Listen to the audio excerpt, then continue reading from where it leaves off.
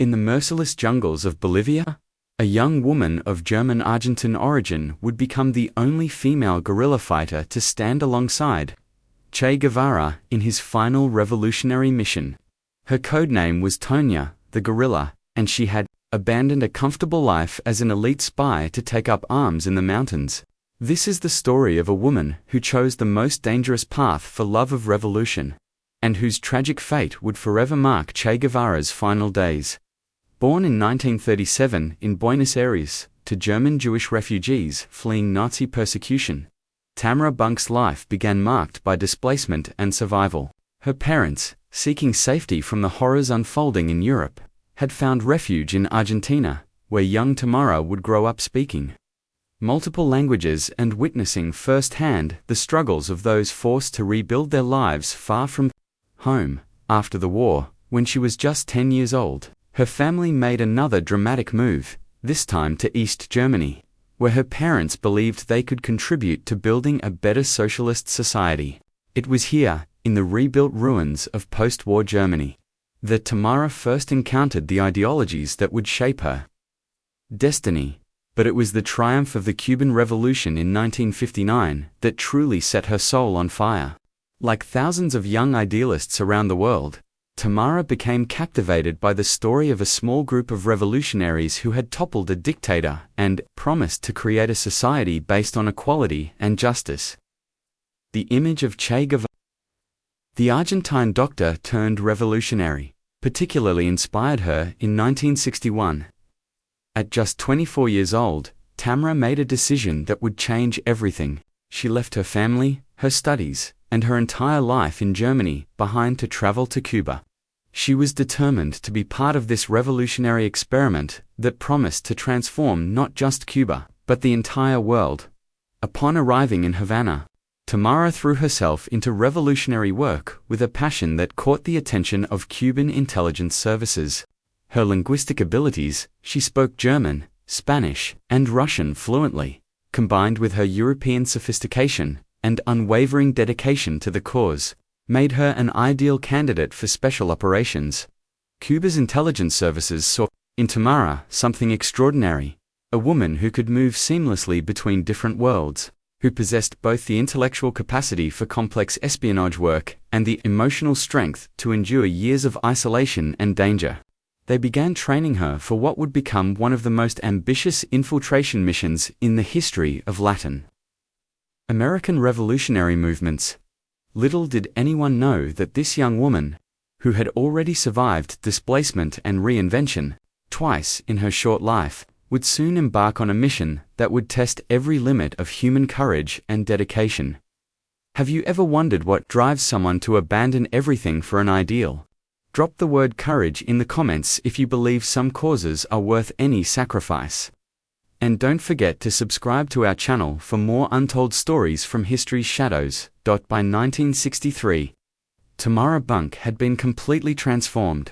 No longer the idealistic young woman who had arrived in Havana, she had become Laura Gutierrez, a sophisticated Argentine woman with impeccable credentials and an irresistible charm.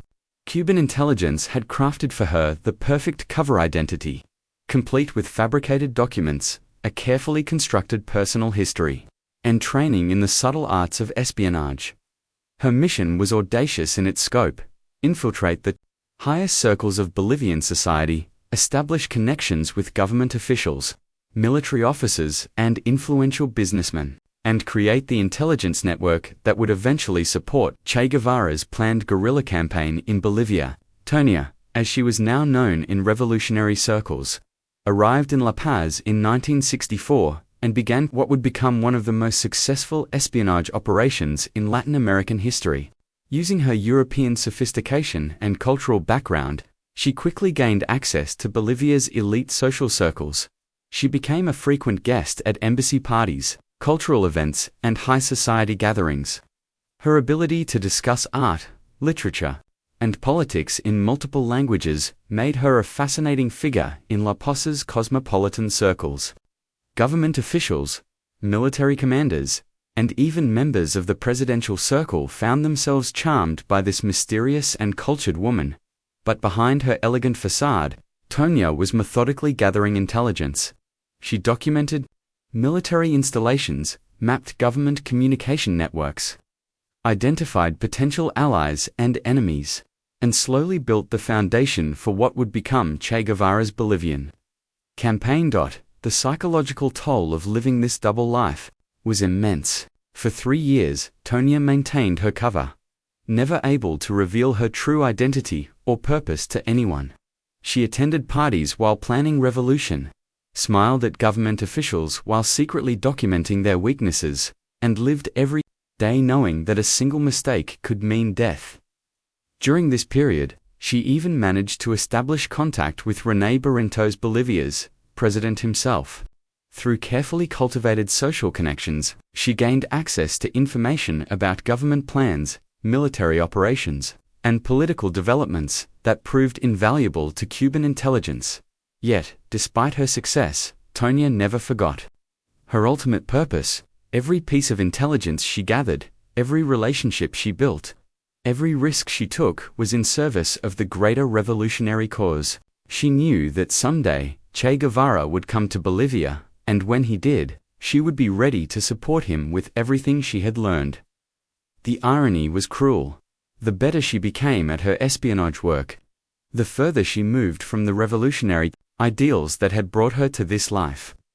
She lived in luxury while dreaming of equality, attended parties with the oppressors while plotting their downfall, and smiled graciously while her heart burned with revolutionary fervor. By 1966, Tania had become so successful in her role that she was practically untouchable. She had established herself as an indispensable part of La Poz's social fabric, trusted by those in power and beloved by those seeking to gain access to influential circles. But success in espionage is often temporary, and Tania's carefully constructed world was about to come crashing down in ways she could never have anticipated. We're only halfway through this incredible story, and the most dramatic events are yet to come. If you're enjoying these hidden chapters of revolutionary history, make sure to subscribe to our channel. You won't want to miss what happens next. In March 1967, everything changed for Tania in a single devastating moment. French journalist Régis Debray, who had been interviewing Che Guevara in the Bolivian jungle, was captured by government forces. Under interrogation, authorities discovered documents and information that compromised several revolutionary operations, including Tania's carefully maintained cover. Suddenly, Laura Gutierrez, the sophisticated Argentine socialite, was exposed as Tamara Bunke, the Cuban-trained revolutionary spy. In a matter of hours, 3 years of meticulous work, carefully built relationships, and painstakingly constructed identity collapsed completely. Tania faced an impossible choice: flee Bolivia immediately and abandon the revolutionary cause she had sacrificed everything for, or go underground and join Che Guevara's guerrilla forces in the jungle. For someone who had already reinvented herself multiple times in service of her ideals, there was really no choice at all. Abandoning her comfortable life in La Paz, Tania made her way to the remote Nankawaza region, where Che Guevara was attempting to establish a guerrilla front that would spread revolution throughout South America. The transition from elegant spy to jungle fighter was as dramatic as any transformation in her already remarkable life. Che Guevara initially received Tania with mixed emotions. While he appreciated her intelligence work and dedication to the cause, he was also frustrated that her blown cover had deprived the guerrilla movement of a valuable asset in the capital. Moreover, having a woman in the guerrilla camp created complications that the already struggling revolutionary force could hardly afford. But Tania was determined to prove her worth as more than just an intelligence operative. She threw herself into guerrilla training with the same intensity she had applied to espionage work. She learned to handle knives, pistols, and machine guns. She mastered jungle survival techniques, radio communications, and the brutal physical demands of guerrilla warfare. The other fighters initially viewed her with skepticism and curiosity. Here was a woman who spoke multiple languages, had lived in luxury, and possessed knowledge of the outside world that most of them lacked. Some saw her as a liability, Others wondered if she possessed the physical and emotional strength necessary for the hardships they faced daily. Tania quickly silenced the doubters. She proved herself capable of enduring the same hardships as any male fighter. Marching through treacherous terrain, sleeping in the rain, eating meager rations, and maintaining morale even in the most difficult circumstances, she became responsible for food preparation and radio monitoring, crucial tasks that required both technical skill and absolute reliability. More importantly, she became a unique source of emotional support for the guerrilla fighters. In the harsh, masculine world of revolutionary warfare, Tania provided a different kind of strength, one that reminded the fighters of the human values they were fighting to protect. Che Guevara began to see in Tania not just a skilled operative, but a symbol of the revolutionary ideal itself. Here was someone who had genuinely sacrificed everything: comfort, security, identity, and ultimately life itself for the cause of human liberation. As the Bolivian campaign grew increasingly desperate, with government forces closing in and supplies running dangerously low, Tania's presence became a source of inspiration for the entire group. She represented the international character of their struggle, and the idea that revolution could unite people across all boundaries of nationality, class, and gender. As the weeks passed in the unforgiving Bolivian jungle, the relationship between Tania and Che Guevara evolved into something profound and complex. They were no longer just revolutionary comrades. They had become confidants, sharing the weight of an increasingly impossible mission. During the long, humid nights in the jungle, when the sounds of insects and distant government patrols reminded everyone of their precarious situation, Tania and Che would often find themselves in deep conversation around the dying embers of carefully concealed campfires. These conversations revealed the extraordinary depth of both individuals. Che, the legendary revolutionary whose image had inspired millions around the world, shared with Tania his growing concerns about the mission's viability. The local peasant population, whom they had expected to support their cause, remained largely indifferent or hostile. Supplies were running dangerously low, communications with Cuba had become sporadic, and government forces were systematically tightening their circle around the guerrilla group. Tania, for her part, provided Che with insights that only someone with her unique background could offer. Having spent years observing Bolivian society from within its elite circles, she understood the country's political and social dynamics in ways that complemented Che's theoretical knowledge of revolutionary warfare. She became his sounding board for strategic decisions, his source of emotional support during moments of doubt, and his connection to the broader world beyond their shrinking circle of revolutionaries. In many ways, Tania represented everything that Che found admirable in the human spirit: intelligence, courage, selflessness, and an unwavering commitment to justice. But as their bond deepened, so did the awareness of their increasingly desperate situation. By mid-1967, it was clear that the Bolivian campaign was failing. The guerrilla group, once numbering nearly 50 fighters, had been reduced to fewer than 20. Disease, desertion, and enemy action had taken a devastating toll. Government forces, trained and equipped by the CIA, were employing sophisticated counterinsurgency tactics that made traditional guerrilla warfare nearly impossible. The revolutionary fighters found themselves constantly on the move, unable to establish secure bases or build the popular support necessary for success. In this context, Tania's role became even more crucial. As the only woman among the fighters, she provided a stabilizing influence during moments of extreme stress and despair. Her ability to maintain morale, care for wounded comrades, and preserve the group's sense of purpose became invaluable assets. She also served as the group's radio operator, maintaining their tenuous connection with the outside world. Through her radio communications, she coordinated supply drops, relayed intelligence, and provided updates on their situation to Cuban intelligence services. This technical role required not just skill, but also the mental discipline to remain calm and focused under extreme pressure. Che increasingly relied on Tania's judgment and perspective. She had become, in many ways, his most trusted advisor, someone whose intelligence, experience, and dedication he valued above almost all others. Their relationship transcended the typical bonds between revolutionary comrades and approached something resembling a profound spiritual and intellectual partnership.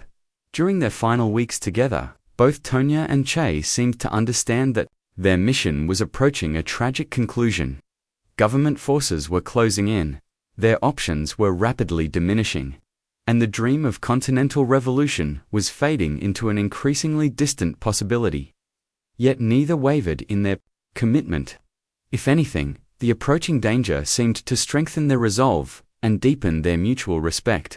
They had chosen this path, knowing its risks, and they would see it through to whatever end awaited them. August 31st, 1967. The date would forever be etched in revolutionary history as the day Tania, the guerrilla, made her final stand for the ideals that had shaped her entire adult life. For weeks, government forces had been closing in on Che Guevara's diminished guerrilla group. The revolutionaries found themselves in an increasingly desperate situation, constantly moving through treacherous terrain while being hunted by well-equipped soldiers who knew the local geography and had the support of the rural population. On that fateful morning, the guerrilla group attempted to cross the Rio Grande near a place called Vado del Yeso. It was a calculated risk. The river crossing would expose them to enemy fire, but it also represented their best chance to break free from the military encirclement that was tightening around them daily. Tania, now 30 years old and hardened by months of jungle warfare, prepared for the crossing with the same methodical determination that had characterized her entire revolutionary career. She checked her weapons, secured her radio equipment, and took her position among the fighters who had become her family. As the group began to cross the river, disaster struck. Government forces, who had been tracking their movements, launched a devastating ambush from concealed positions along the riverbank. Machine gun fire erupted from multiple directions, turning the river crossing into a deadly killing field. In the chaos that followed, Tania found herself separated from the main group, caught in the middle of the river with enemy fire coming from both sides. Witnesses later described seeing her holding her rifle above her head, attempting to keep her weapon dry while struggling against the current. And the hail of bullets that filled the air around her, she fought back with everything she had, returning fire even as government bullets found their mark. Multiple wounds didn't stop her from continuing to resist until her final breath. When she finally fell into the river's muddy waters, her rifle was still in her hands. News of Tania's death reached Che Guevara several hours later. According to survivors, his initial reaction was one of complete disbelief. The woman who had been his confidant, his advisor, and his symbol of international revolutionary solidarity was gone, killed in the brutal reality of guerrilla warfare. Che's grief was profound and personal. He had lost not just a valued comrade, but someone who represented everything he admired about the revolutionary spirit. In his diary, he wrote briefly about the loss, but those who knew him understood that her death affected him more deeply than his sparse words could convey. The Bolivian government, recognizing the propaganda value of their victory, displayed Tania's body as proof of their success against the revolutionary forces. But even in death, she denied them complete satisfaction. Her face, photographed by military personnel, showed no fear, no regret, only the serene expression of someone who had died for beliefs she considered more important than life itself. News of Tania's death spread throughout the revolutionary networks of Latin America and beyond. In Cuba, Fidel Castro declared her a heroine of the revolution, praising her sacrifice and dedication to the cause of human liberation. Her story became an inspiration for revolutionary women throughout the world, proof that gender was no barrier to ultimate commitment to social justice. For Che Guevara, Tania's death marked the beginning of the end. Less than 2 months later, he too would be captured and executed by Bolivian forces, bringing to a close one of the most ambitious revolutionary campaigns in Latin American history. But Tania's legacy extended far beyond the failed Bolivian mission. She had proven that revolutionary commitment knows no boundaries of nationality, gender, or background. A young woman born to Jewish refugees in Argentina, raised in East Germany, trained in Cuba, and killed in Bolivia. She embodied the international character of the struggle for social justice. Her story challenges every assumption about what it means to be a revolutionary. She was sophisticated yet tough, intellectual yet practical, feminine yet fierce. She had lived multiple lives: refugee child, idealistic student, elite spy, and, finally, guerrilla fighter, each transformation driven by an unwavering commitment to creating a better world today. More than 50 years after her death, Tania's story continues to inspire those who believe that some ideals are worth any sacrifice.